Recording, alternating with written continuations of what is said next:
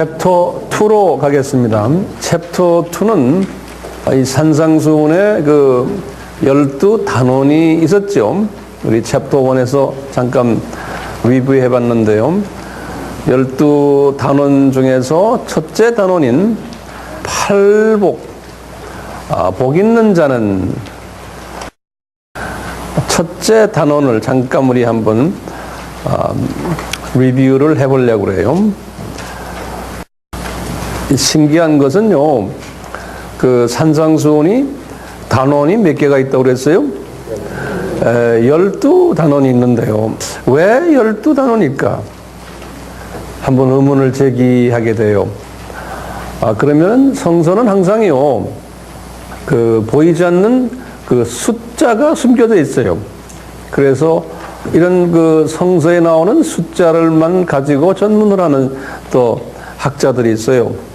그래서 이 사람들은 뭐라고 부르냐면 Bible Hidden Numerical System 그래요. 넘버를 numerical이라고 그러죠. Numbering System. 숨겨져 있는, 성서 속에 숨겨져 있는 숫자 조직이 있어요. 숫자. 그래서 Biblical Numbering System 그러기도 하고요. Hidden, 숨겨져 있는 거예요. 그래서 좀 어떤 분은 Hidden Code라고도 쓰기도 하고, CODE, Code. 그래서 뭐 이런 걸 다 알 필요는 없지만요, 성서에서 그 4라는 숫자가 우리에게 관심을 띠게 해요. 4라는 숫자가. 4라는 숫자는 우리 알다시피 하나님의 어떤 그 목적이 있는데요. 그 목적을 이루시게 하는, 목적을 이루시는 시간을 이야기하면 기간이에요. 목적을 이루시는 기간인데 그 기간이 훈련을 요구를 하는 거예요. 훈련을 하면서 하나님이 계획하신 목적을 이루는 거예요. 그 기간을 4라는 숫자를 사용을 하세요. 성서에서는 어떤 때는 4일도 되고 뭐 4주도 되고 또는 4개월도 되고 40일도 되고 뭐 4년도 되고 400년도 되고, 이는 4라는 숫자 우리 다 알잖아요. 우리 한번 같이 간단히 리뷰를 해보면 성서에서 나오는 이 4라는 숫자요, 구약에서부터 한번 보면요 많이 있어요. 그렇지만 내가 거기에 겉으로 나타난 내용만 먼저 좀 보면은 우리 노아 때를 우리가 볼 수 있죠. 그래서 하나하나 적어보세요. 아셔도 적으세요. 그래서 남에게 이제 가르치실 때 도움이 되기 위해서 다 적어 놓으세요. 노아 때의 홍수 40주야. 40일, 40일. 그렇죠? 그 다음에 또 누구 있어요? 우리 구약에서 모세 때 봅시다. 모세는 40년 왕궁에 있었고 40년 광야에서 훈련받고 또 그 후에 이제 40년 실제로 사역하시고, 이렇게 이제 모세의 라이프를 봐도 그래요. 신기하게요. 또 누구 라이프를 볼 수 있어요? 모세 라이프를 보면 이분이 이스라엘 사람들을 애굽에서 끌어냈잖아요. 끌어내가지고 어떻게 했어요? 40년 동안 또 광야 생활을 하게 했어요. 근데 그 모세 전에요, 아브라함에게 하신 말씀 있죠. 창세기 15장 13절 14절 보시면 아브라함에게, 아브라함아 네 후손이 언젠가는 이방 나라의 외국에 가서 400년 동안 노예 생활할 것이라고 예언을 했어요. 주전 2000년이죠. 그 예언한 것이 500년 후에 그대로 이루어진 게 모세 때 이루어진 거예요. 그래서 지금 모세가 이 예언을 이루기 위해서 40년 훈련받고 40년 훈련받고 40년 이 일을 한 거예요. 그래가지고 나와가지고 또 40년 광야에서 이스라엘 사람들이 살게 된 거예요. 근데 신기한 게요. 광야에 나와가지고 가나안 땅을 정탐을 시켰는데도 며칠에 40일 동안 12명. 12이라는 숫자는 4의 3배수예요. 지금 이 12단원도 4의 3배수예요. 그렇죠? 그 다음에 이제 우리 팔복도 4의 배수예요. 이 전부 4하고 관계 있는 거예요. 4하고. 우리가 또 구약에서 4하고 관계 있는 게 좀 봅시다. 우리 모세 했죠? 이 다윗도 보시면은, 다윗도 7년을 헤브론에서 왕 노릇하시고, 또 33년을 어디서 했어요? 다윗, 예루살렘에서. 다윗성이죠? 그래서 다윗도 30세 임금이 돼가지고 40년을 왕위에 계셨어요. 신기하게도요. 근데 솔로몬도 그렇게 40년을 왕위에 있었다 보는 거예요. 그리고 우리가 이제 일반적으로 말라기 마지막 선지자부터 예수님 직전에 오신 누구예요? 세례 요한. 그분이 이제 마지막 선지자죠. 요 기간이 선지자가 없었던 기간이에요. 그걸 중간기라고 그러죠. 400년 동안 중간기 또는 silent period. 한국말로 뭐래요? 침묵기. 침묵기도 400년이었다. 이렇게 봐. 예수님 오시기 위해서 400년을 침묵기를 주셨어요. 근데 그 침묵기 동안에 침묵하지 않았죠? 그 침묵기 동안에 무슨 사건들이 일어났어요. 400년 동안. 그 400년 동안 예수님이 오셔서 예수님의 제자들이 복음을 전할 수 있도록 다 길 닦기를 한 기간이에요. 그때 뭐예요? 무슨 제국이에요? 네? 로마 제국 전에 헬라 제국이에요. 헬라 제국 전에 페르시아 제국이에요. 이 페르시아 제국부터 시작을 해서 바벨론 제국 그 전에 바벨론 제국, 페르시아 제국, 그 다음에 알렉산드리아 제국, 그리스 제국이에요. 그리고는 무슨 제국이에요? 로마 제국. 이런 제국들을 통해 가지고 제국이 많은 나라를 이렇게 제국이 점령하다 보면 뭐라면 언어를 통일해 버려요. 그리고 비자가 없게 되는 거예요. 언어 통일하고 비자가 없으니까 그 다음에 길도 만들어내고 문화를 통일시키고 그래서 나중에 언어를 가장 넓게 통일한 것이 알렉산드리아 제국이에요. 다시 말하면 그리스 제국이에요. 그래서 이 중동 지역과 유럽 지역을 그리스 말로 만들어버린 거예요. 헬라 말로.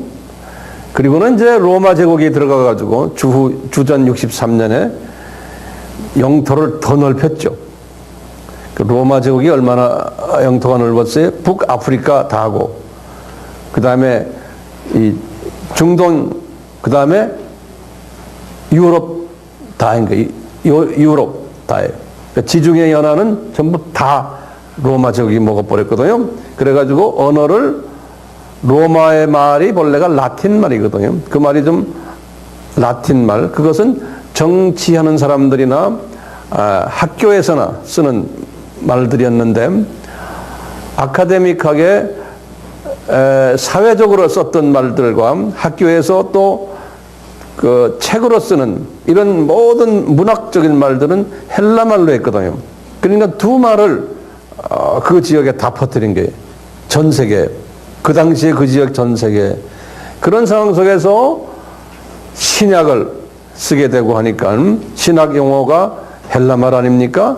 그리고는 로마 사람들이 헬라 말을 다 할 줄 아니까 이 신약 메시지들이 전 세계로 퍼질 수 있게끔 미리 다 준비시킨 거예요. 그리고 이제 로마 제국이 하이웨이 시스템이 아주 잘 만들어놨잖아요. 로마를 중심으로 해서 이 로마 제국에 하이웨이가 깔려 있었거든요. 그래서 로만 로드라 그러잖아요. 로만 로드. 이거 다 만들어 놓고는 이 준비를 몇 년 한 거예요. 언어 준비, 문화 준비, 이 사회의 모든 사람들의 그 패러다임 시프트 만들어 그 복음을 전하기 위해서 이것을 400년 준비하신 거예요. 그러니까 그 침묵 기간 동안에 이걸 다 하신 거예요. 그 우리 예수님은 역사의 주인이시니까 알파와 오메가 되시니까 이 기간을 우리는 사람들은 개미처럼 열심히 뭐 돈벌이하고 뭐하고 서로 자기네끼리 서로 싸움하고 뭐하고 안에서 뭐 개미들 하잖아요. 그렇지만 예수님은 니네들끼리 그거 다 해라. 그거 해놓고는 그 안에서 주님이 이 일을 이루신 거예요. 그리고 예수님이 다다다다 하고 오신 거예요. 그렇죠? 그래서 우리는 이 시각을 하나님의 시각으로 보는 연습을 할 필요가 있어요. 오늘날도 마찬가지예요. 지금 예수님의 재림을 준비하기 위해서 지금 뭐 별난 일들 다 일어나고 있잖아요. 이제 그런 시각으로 지금 오늘날의 세상도 볼 필요가 있어요. 자, 400년. 신약에 들어와서 4라는 숫자를 좀 봅시다. 신약에 들어와서. 뭐 있어요? 예수님이 공생애를 시작하기 전에 40일간 금식 하셨어요. 왜 39일도 안 하시고 꼭 40일 하셨을까? 신기하죠? 왜? 이제 준비 기간인 거예요. 3년 공생애 준비 기간이에요. 그리고는 예수님이 십자가에서 죽으시고 이제 3일 안에 이제 부활하셨는데 부활하시고는 승천할 때까지 40일을 또 이 세상에 계셨어요. 부활체 모습으로 40일 딱 될 그날에 승천하셨어요. 왜 또 하필이면 40일이에요? 이 40일은 뭐예요? 예수님이 제자들을 마지막 훈련시킨 기간이에요. 제자들에게 봐라, 내가 하나님이다. 나 그래서 부활했잖아. 근데 내가 죽었다가 살아났지? 나 구세주다. 나 그리스도다. 이것을 몸소 보여주시고는 그리고는 지상 사명을 5번 내리셨어요. 너희들 이제 알겠지? 땅끝까지 나가서 내가 누군가를 전해라. 요 기간을 40일 잡으신 거예요. 그래서 이제 소위 세계 복음화를 준비하는 이 로켓이 이제 하늘로 쏘아 올리는데요. 로켓을 쏘는 그 바닥은 뭐라고 그래요? 런치패드라고 그러는데 영어로는 발사대. 그래서 팡 쏘신 게 40일 된 날에 이분이 쏘시곤 올라갔어요. 그 로켓이 지금도 빙빙빙빙 돌고 있는 거예요. 이 4라는 숫자. 그 다음에요, 바울을 하나님께서 30세 개종시켰어요. 그래가지고 10년을 훈련시켰어요, 바울을. 그래서 바울이 40세 되는 해, 주후 45년에 안디옥 교회의 정식 전도사님이 되신 거예요. 그러니까 바울이 40년을 훈련받고 공식적으로 이제 사역자가 된 거예요. 참 재밌는 게요. 바울이 주후 5년에 태어나셨죠. 그리고는 주 35년에 개종하셨어요. 30세 때. 그리고는 이분이 몇 세 때에 순교당하셨냐면 63세, 주후 68년에. 그러니까 몇 년을 주님과 교제하면서 주님을 섬기면서 이분이 주님 나라에 갔나요? 33년이에요. 33년을 주님을 섬기면서 개종 후 주 35년에서 68년. 68 빼기 35 하면 33일. 신기하죠? 그러니까 우연이 없는 거예요, 우연이. 예, 다 하나님의 계획 속에서 이루셨고, 지금 나나 여러분들의 삶 속에서도 하나님의 숨겨놓은 계획들이 있는 거예요. 그 계획의 일환으로 지금 여기 와서 앉아 계신 거예요. 네? 네. 자, 이제 팔복을 봅시다. 일단 복도 예수님이 왜 8가지 복으로 하셨나 이거예요. 네? 그 많은 숫자도 많은데. 그래서 이제 딱 보니까요. 8가지 복인데 딱 보면 4개, 4개로 구분이 되는 거예요. 우리가 그걸 주님이 주신 지혜로 들여다보면은 4개, 4개로 구분이 되는 거예요. 처음 4복과 두 번째 4복이 있어요. 근데 처음 4복을 딱 보시면 요것은 그 3페이지에 보시면 제가 도표를 한번 만들어 봤어요. 첫 단계의 4복을 보니까 요것은 내 자신과 하나님과의 관계에 관한 이야기들을 하는 복들이. 심령이 가난한 자, 요거는 내 자신에 관한 이야기면서 하나님과의 관계, 대신, 대자신 또는 대신, 애통하는 것도, 온유한 것도, 의에 줄이고 목마른 것도. 그래서 이제 처음 4단계는 내 자신과 하나님과의 관계 속에서의 단계고, 그 다음에 두 번째 4단계는 이제는 내 자신도 있지만 대인, 상대방과의 관계도 포함을 시키고 또 대신 하나님과의 관계도 포함시키는, 그래서 한 단계 업그레이드 된 단계가 두 번째 4단계. 우리가 이제 자세히 또 하나하나 보겠지만요. 우선 이렇게 대별을 할 수 있어요. 근데 이 구조를 보시면요. 첫 단계, 심령이 가난한 자는, 그래 놓고는 원어를 보면은 현재형으로 되어 있어요. 그리고 이제 제일 마지막 8번째. 나를 인하여 너희를 욕하고 핍박하고 거짓으로 너희를 거스려 모든 악한 말을 할 때, 이때도 보면 현재형으로 되어 있어요. 그런데 이 산상수훈 여기 팔복은 두 문장으로 되어 있거든요. 두 문장으로요. 심령이 가난한 자는 복이 있나니, 그 다음에 천국이 저희 것이요. 다시 말하면 이게 문법적으로는 그렇지 않지만 내용적으로 보면 조건부에 처음에, 그리고는 약속이에요. 조건부로 하면 영어 같으면 이렇게 하면은 if, then 이렇게 된다. 이게 이제 조건부 문장이고 약속의 문장 아니에요. 근데 문장은 그렇게 안 돼 있지만 내용을 보면은 조건이 있고 그 다음에 약속이 따라와요. 항상 지금 팔복에 제가 이것을 쭉 들여다보니까 내 눈에 그게 보이는 거예요. 그래서 심령이 가난한 자는, 그리고는 현재형에 천국이 저희 것이며, 그것도 현재형으로 되어 있어요. 현재형으로. 신기하게요. 근데 이제 이 마태는 다 인칭을 보면 3인칭으로 되어 있어요. 3인칭. 그런 사람은 they 이렇게. 그런데 누가복음은 3인칭이 아니에요. 나중에 여러분들 한번 보세요. 누가복음은 몇 인칭으로 되어 있나? 인칭이 달라요.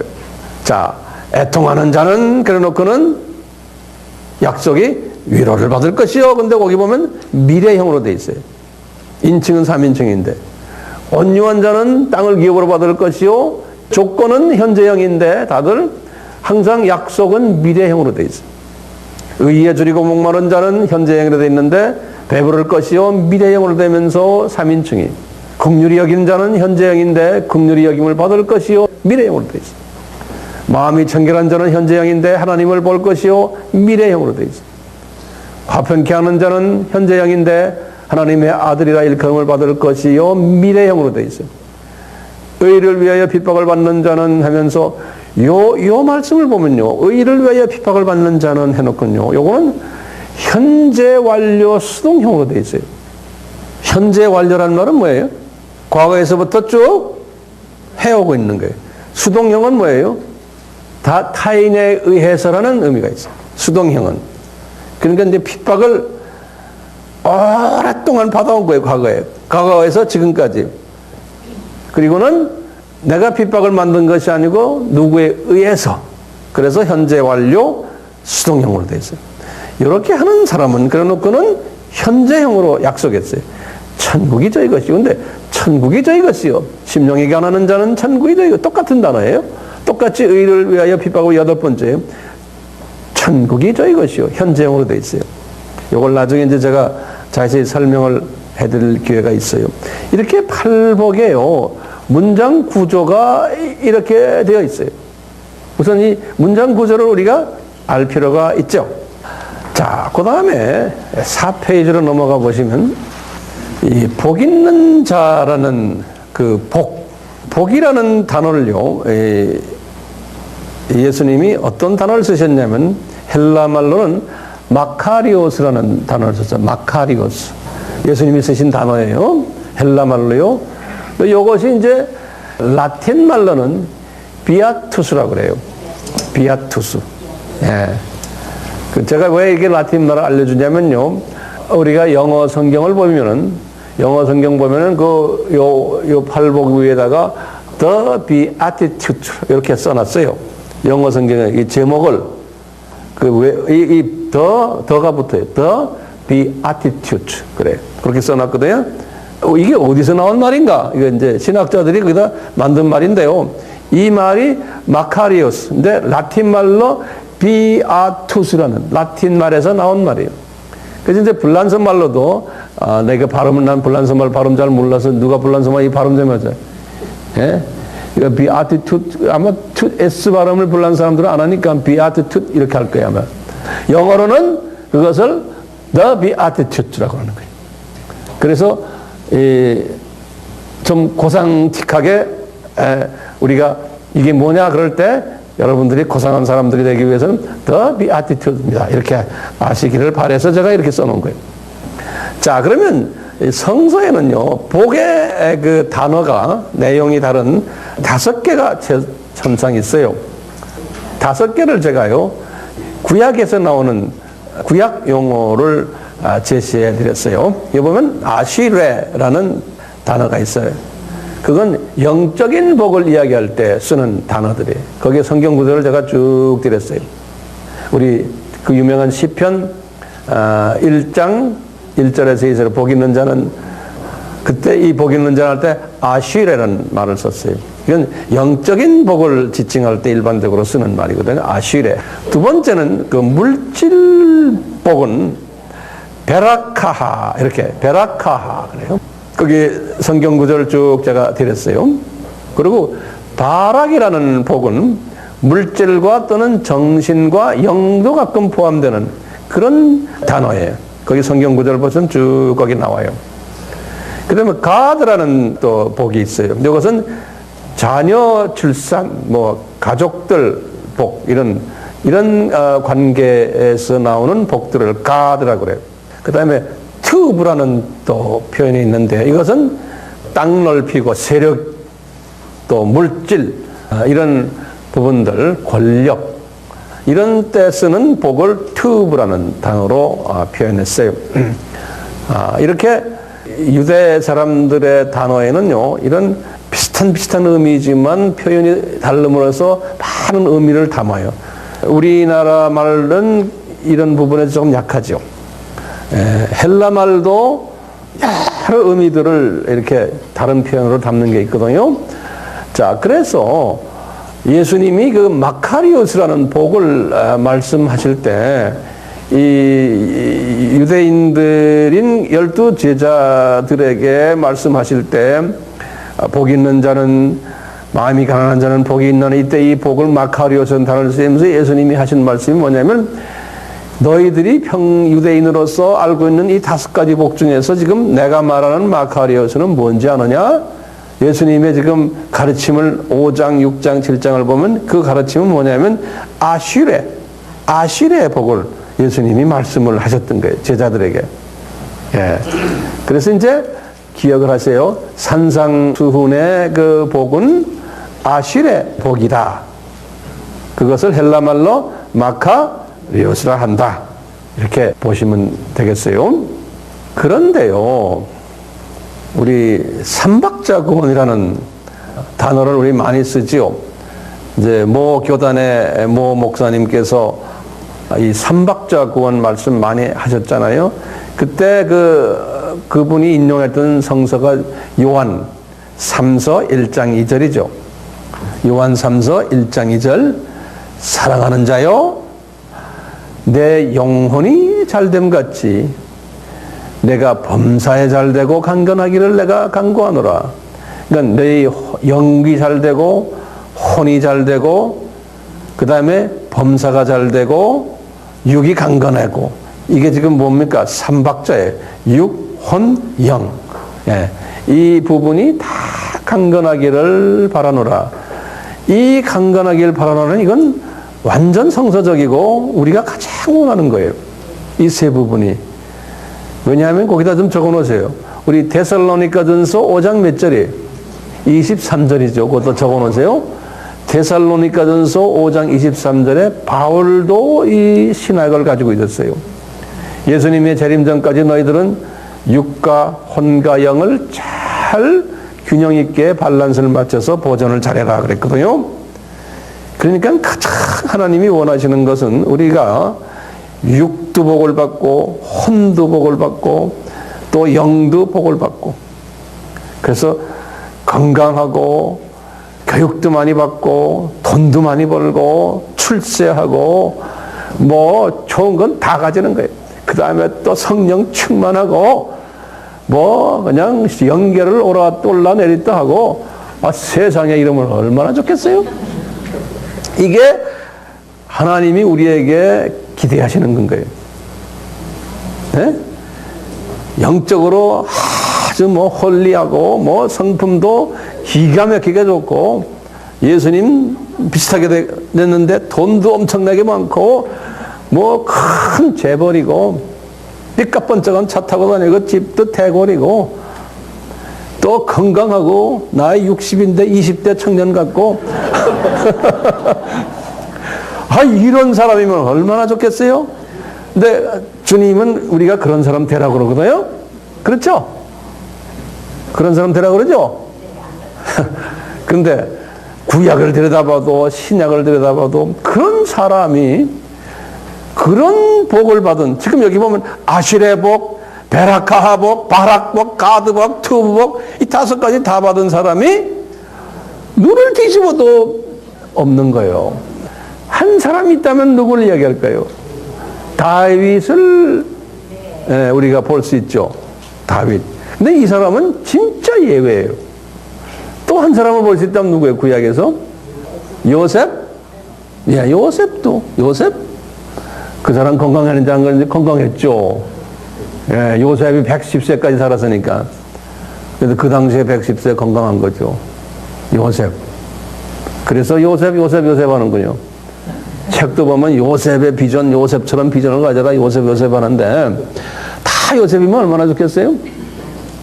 아브라함? 모르겠어요. 근데 아브라함은 왜 이렇게 마누라가 많아요? 네? 다윗도 왜 이렇게 마누라가 많아요?